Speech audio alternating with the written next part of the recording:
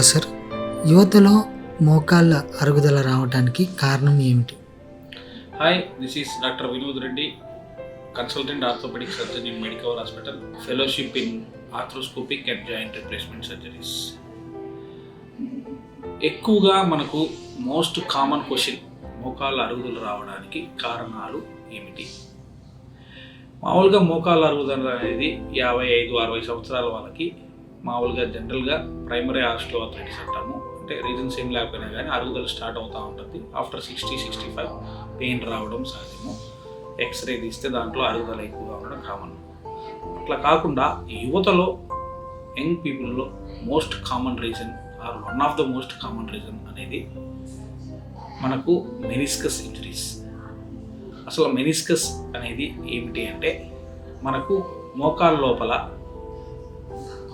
2 rubber cushions లాగా middle side, lateral side meniscus అనేవి 2 ఉంటాయి నరాలు.